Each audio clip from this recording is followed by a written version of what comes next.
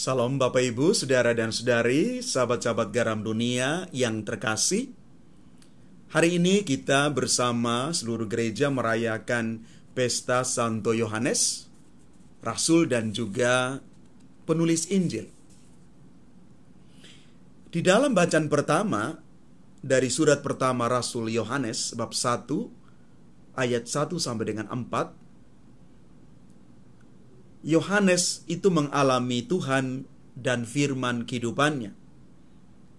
Firman itu telah berinkarnasi dalam diri seorang manusia. Sabda sudah menjadi daging, Sabda sudah menjadi manusia di dalam diri Yesus, Mesias Sang Putra Allah. Dan di dalam bacaan Injil Yohanes bab 20 ayat 2 sampai 8, kita membaca dan merenungkan pengalaman kebangkitan Kristus yang dialami oleh 3 orang, yakni Maria Magdalena, Petrus, dan Yohanes.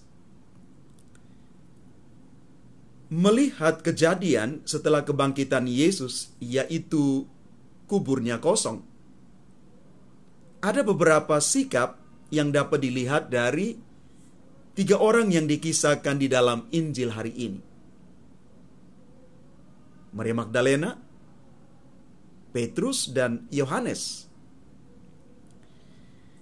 Maria Magdalena setelah melihat kubur kosong, dia berlari-lari dan mendapatkan Petrus dan Yohanes dengan mengatakan, "Tuhan, sudah diambil orang." Petrus melihat kubur itu, melihat kain kafan itu terletak di tanah, dan kain pelu tidak terletak dekat kain kafan, dan kain kafan itu sudah tergulung. Sedangkan Yohanes melihatnya dan percaya bahwa Yesus sungguh sudah bangkit. Dia hidup kembali. Peristiwa yang dilihat oleh ketiga orang itu sama, tetapi makna dan pemahamannya berbeda. Maria Magdalena mengartikan bahwa tubuh Tuhan sudah diambil orang. Petrus hanya melihat bahwa kain kafan dan juga penutup Yesus sudah tergulung, tetapi tidak menangkap makna yang lebih mendalam dari itu.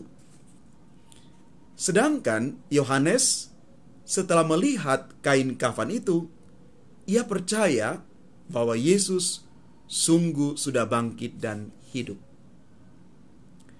Yohanes melihat tanda, yaitu tubuh Yesus sudah tidak ada. Kain kafan sudah tersusun. Ia teringat akan sabda Tuhan bahwa ia harus mati dan bangkit. Karena itu ia menjadi sungguh bersukacita. Bapak, Ibu, Saudara dan Saudari yang terkasih, tampaknya kedekatan dan cinta Yohanes sebagai murid yang dikasihi Tuhan menjadikan dia dapat melihat sesuatu yang tidak dilihat oleh mata manusia biasa.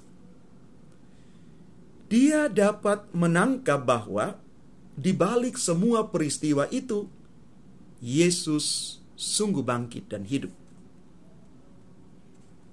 Hari ini kita merayakan pesta Santo Yohanes Rasul, murid Yesus yang sering disebut murid yang dikasihi oleh Tuhan, yang dapat mengerti rahasia Yesus yang bangkit. Yohanes inilah yang nantinya dibuang ke Pulau Patmos, menerima wahyu Tuhan akan kehidupan di surga, dan menuliskan surat-suratnya pada umat agar mereka percaya kepada Yesus. Bapak, Ibu, Saudara, dan Saudari yang terkasih, dari pengalaman iman Santo Yohanes Penginjil ini, kita mau belajar untuk melihat dan mengimani setiap pengalaman hidup yang kita jalani dan kita hidupi. Bahwa kadang-kadang kita melihat dengan kacamata yang berbeda. Kalau kacamata orang-orang yang pesimis, penuh dengan ketakutan, maka dia melihat peristiwa hidup ini sesuatu yang membuat dia tidak bertumbuh.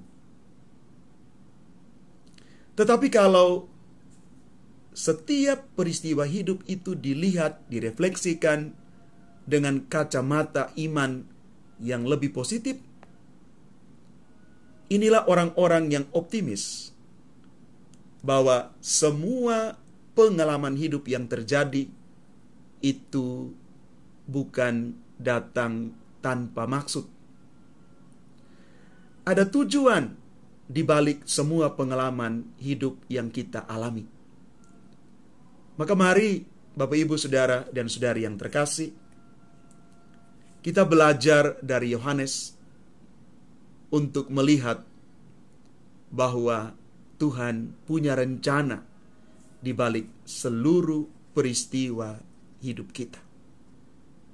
Dan selanjutnya, dengan kacamata iman juga, seperti Yohanes, kita yakin dan percaya Yesus Kristus sungguh-sungguh Tuhan yang sudah bangkit mengalahkan maut dan kematian.